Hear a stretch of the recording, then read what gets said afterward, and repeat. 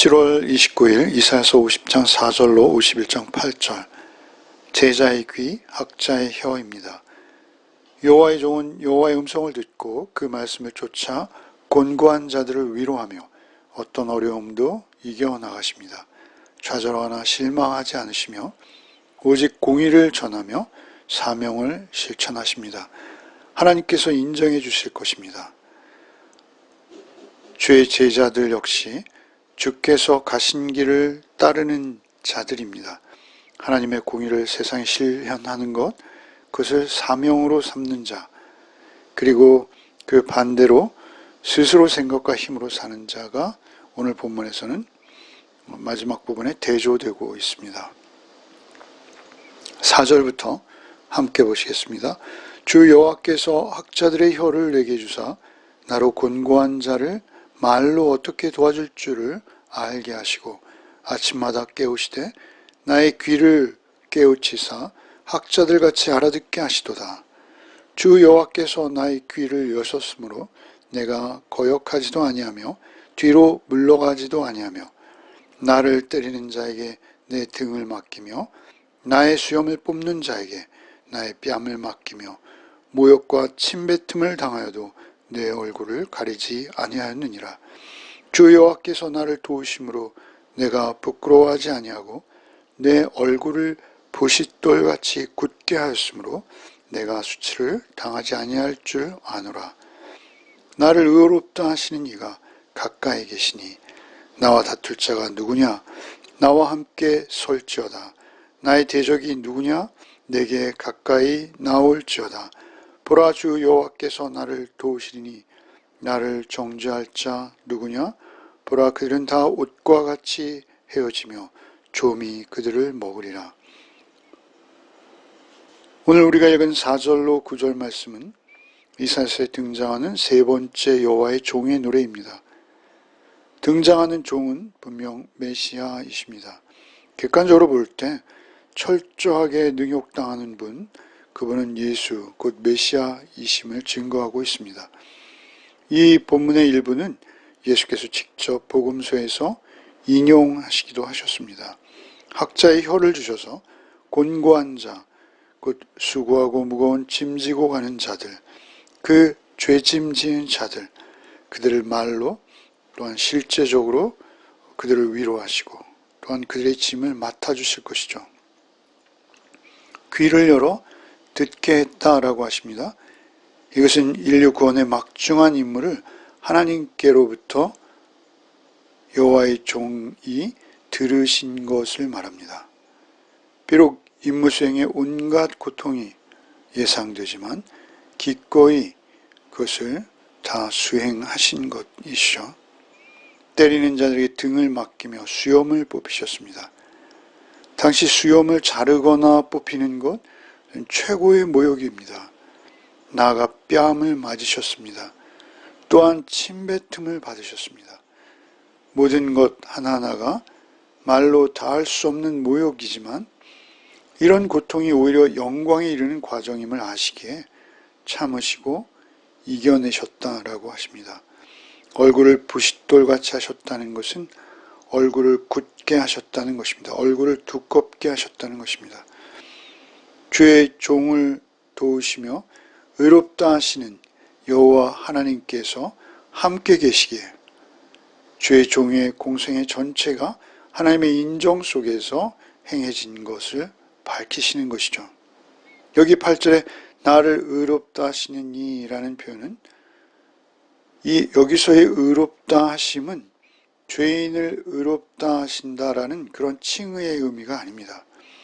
법정적 의미에서 메시아는 완전한 무죄의 품성을 하나님께 직접 받아서, 하나님께 직접 인정을 받는, 그리고 또한 그것을 드러내시는 것입니다. 그렇게 주의 종은 자신의 반대자들에게 함께 여호와의 법정에서 재판을 받아보자라고 권유까지 하시는 것이죠. 주의 종의 대적은 완전한 의신 주님 앞에서 결국 옷이 좀에 부스러져 없어진 것처럼 그렇게 허망하게 무너져 망할 수밖에 없다라고 말씀하시는 것입니다.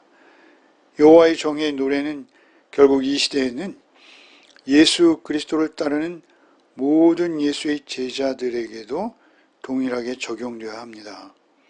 예수 믿는다는 것, 그것은 우리도 여호와의 종에 가신 길을 따르는 것입니다. 제자의 귀와 제자의 혀를 가지고 죄짐에 허덕이는 자들, 곤고한 자들을 위로하는 것은 우리 그리스도인, 크리스찬의 사명입니다.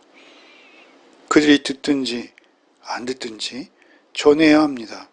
아니, 핍박이 와도 전해야 한다고 말씀하시는 것입니다. 10절로 11절 말씀, 너희 중에 여호와를 경외하며 그의 종의 목소리를 청종하는 자가 누구냐? 흑암 중에 행하여 빛이 없는 자라도 여호와의 이름을 의뢰하며 자기 하나님께 의지할지어다. 보라, 불을 피우고 횃불을 눌러 띈 자여, 너희가 다 너희의 불꽃 가운데로 걸어가며 너희가 피운 횃불 가운데로 걸어갈지어다.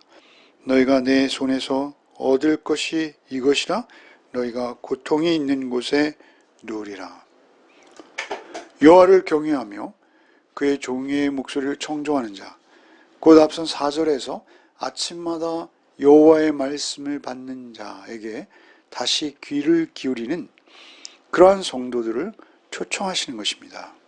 즉 여호와의 종의 목소리를 듣는 자, 그는 어두움 속에서 캄캄한 가운데서 행해야 합니다. 그러나 오직 여호와를 의뢰하며 하나님께 의지하라 라는 권고를 듣는 것이죠. 사실 포로지에 끌려와서 중노동에 시달리며 살아가는 그들에게 아직 빛은 보이지 않습니다. 그럼에도 불구하고 여호와만을 의뢰하며 하나님께 의지해서 하나님의 음성에 귀를 기울이라고 하십니다. 지금은 빛이 보이지 않으나 그들은 결국 빛을 보게 될 것이요 빛을 오히려 비추는 자로 드러날 것이다 라고 말씀하시는 것이죠. 그런 의미가 내재되어 있는 것입니다. 반면에 11절은 반대편에 있는 자들입니다. 스스로 불을 피우고 횃불을 들었습니다.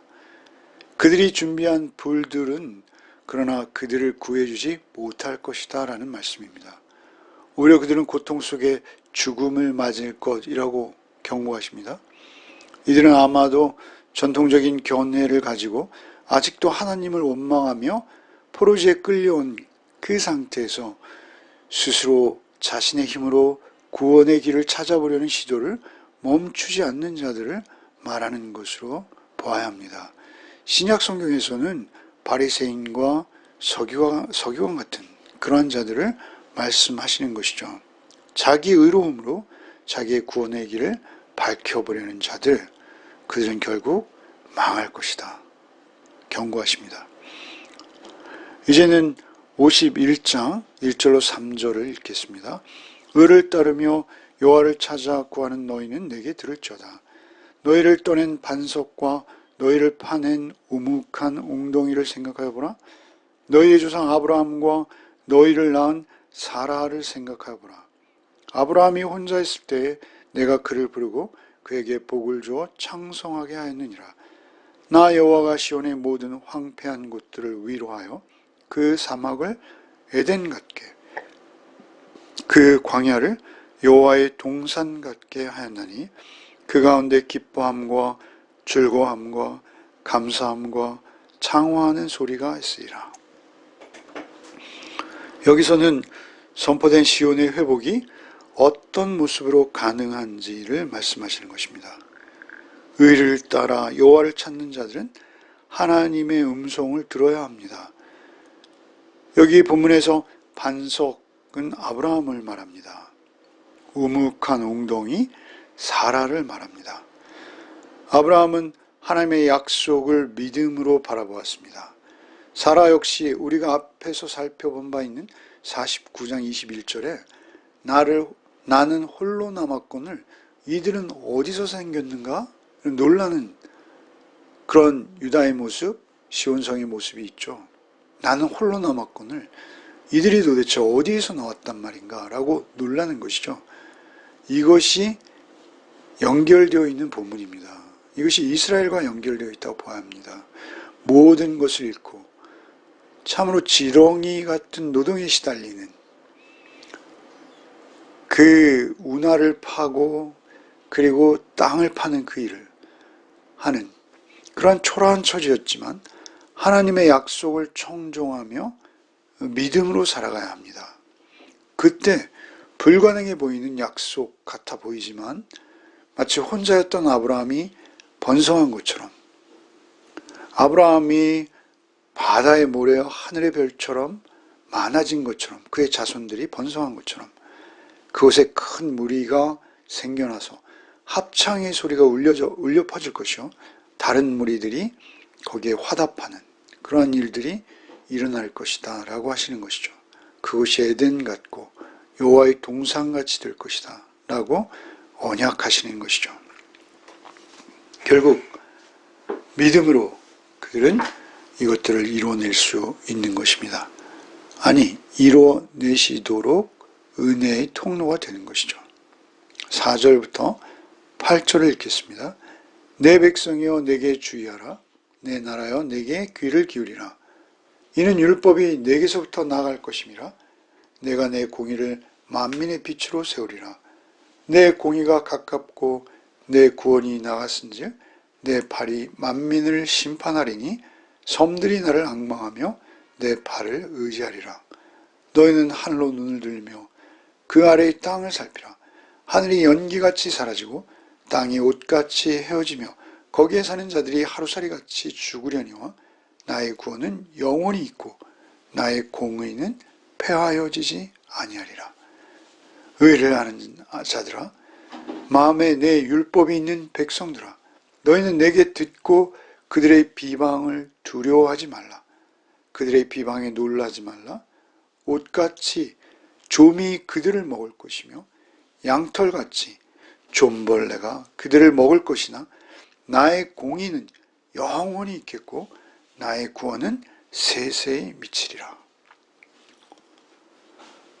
4절에서는 내 백성이 내 나라가 오직 하나님을 바라보며 하나님께 귀 기울이기를 바라십니다. 왜입니까? 하나님의 법과 특별히 하나님의 공의가 무 백성의 빛으로 나아갈 것이기에 그렇습니다. 5절에서는 하나님께서 세우실 공의가 호련히 닥쳐올 것이요 공의와 함께 구원이 비처럼 쏟아져 내릴 것이라고 말씀하십니다. 공의, 구원의 빛, 일방적으로 하나님께서 우리에게 주시는 것입니다. 하나님의 공의가 오신다라는 것은 그러나 믿는 자들에게는 구원이요 믿지 않는 자들에게는 심판을 의미합니다. 그때 하나님이 음성을 듣던 자들, 하나님의 음성에 귀 기울인 학자의 귀를 가진 자들, 그렇게 하나님의 음성을 하나님의 음성으로 듣는 자들, 하나님께 희망을 두며 하나님의 공의의 팔을 의지하는 자들, 그러한 자들이 있을 것이다 라고 하시는 것이죠. 그러나 그렇지 않은 자들, 그들은 하늘의 연기같이 사라지며 땅이 좀먹은 옷처럼 사라지며 사람들, 그들은 하루살이같이 그들과 함께 사라질 것이라고 경고하시는 것이죠. 만물은 일시적으로 존재하고 그것은 유한하다라고 선언하시며 종말에 되어질 일까지 함께 경고하시는 것입니다. 예수께서는 천지는 없어지겠으나 내 말은 없어지지 아니하리라 라고 말씀하셨죠. 여기 의를 아는 자들이라고 말씀하시죠. 의를 안다는 것은 여호와의 구원을 의지해서 그 말씀을 듣고 그 말씀을 따라 살려고 애쓰는 자를 말하는 것이죠. 조금 후에 없어질 세상은 오히려 그렇게 살아가려 몸부림하는 자들을 조롱하고 있습니다. 그들은 하나님의 영원하신 공의와 구원을 얻을 것입니다. 그리고 그 하나님과 영원히 함께할 것을 말씀하시는 것이죠. 특별히 51장 1절에 8절에는 의와 공의가 6번 기록되었고요. 구원이 3번, 반복해서 기록되었어요. 1절로 8절 사이에요. 공의. 그것은 하나님 앞에 의롭다함을 인정받는 것이죠. 그것이 구원과 함께하고 있습니다. 여기서도 그렇죠. 주일날 살펴본 바 있습니다만 모든 것은 덧없이 없어질 것이죠. 그러나 하나님의 말씀만 영원할 것이다 라고 하시는 것이죠. 하나님의 공의로 세워질 그 나라와 그 나라를 구성하는 하나님의 구원받은 백성들만 영원할 것이다 라고 말씀하시는 것입니다. 여호와의 종을 따르는 자들, 하나님의 백성은 세상의 곤고함을 보고 그 속에서 공의를 따라 살아가려는 노력을 멈추지 않으며 하나님의 음성에 귀 기울이는 자들입니다. 오직 고난 중에도 물러나지 않고 하나님을 경외함으로 오늘도 주님과 주님의 말씀과 동행하는 하루를 살아내시기 바랍니다. 기도하겠습니다. 우리 주변에서 들려오는 어려움에 귀를 기울이는 자 되게 하여 주옵소서. 진심으로 그들의 곤고함을 위로할 수 있는 자 되게 하여 주옵소서. 주님의 뒤를 쫓는 자로 또 하루를 살게 하여 주옵소서. 하나님의 공의를 알고 또한 따르는 자가 되게 하여 주옵소서. 어려움들은 항상 우리 앞에 있을 것이나 그 어려움에 굴복하는 자가 아니라 어려움을 오히려 당연히 여기며 하나님의 의로 영혼을 소망하며 사는 한날이 되게 하여 주옵소서. 예수 그리스도의 이름 받들어 기도하옵나이다. 아멘.